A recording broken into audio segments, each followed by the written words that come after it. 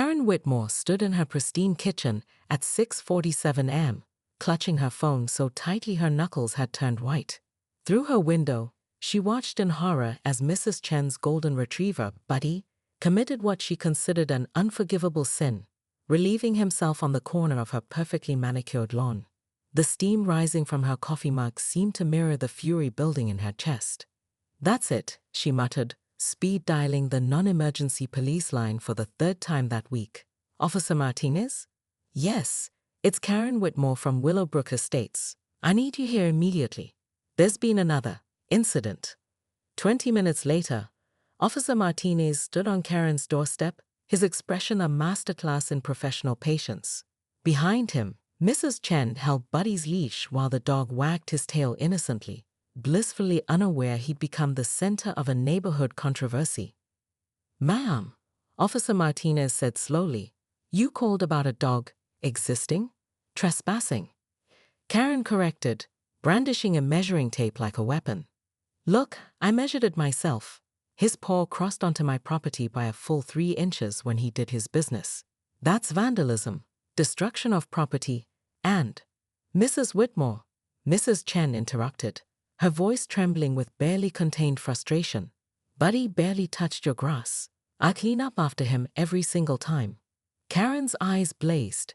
The HOA bylaws clearly state that pets must remain on their owner's property at all times. Section 4.7, subsection C. I've memorized it. Officer Martinez rubbed his temples. In his 15 years on the force, he'd dealt with armed robberies, domestic disputes, and high-speed chases.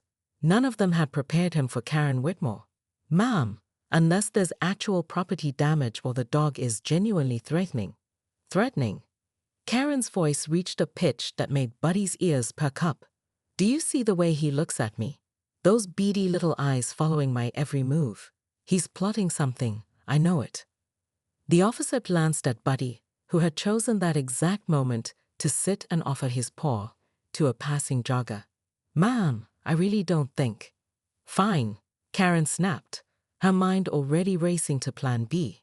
"If you won't enforce the law, I'll take this to the HOA board. We'll see how the community feels about having a dangerous animal roaming free in our family neighborhood." As Officer Martinez drove away, shaking his head and muttering about early retirement, Karen was already drafting her emergency HOA petition. She had no idea that Mrs. Chen's husband happened to be the HOA treasurer, or that half the board members were dog owners themselves. But Karen Whitmore had never backed down from a fight in her life. She'd turned complaining into an art form. And this golden retriever had just become her masterpiece.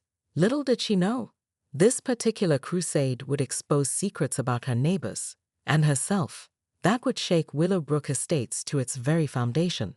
The war for the soul of the subdivision was about to begin, and Karen was ready to take no prisoners,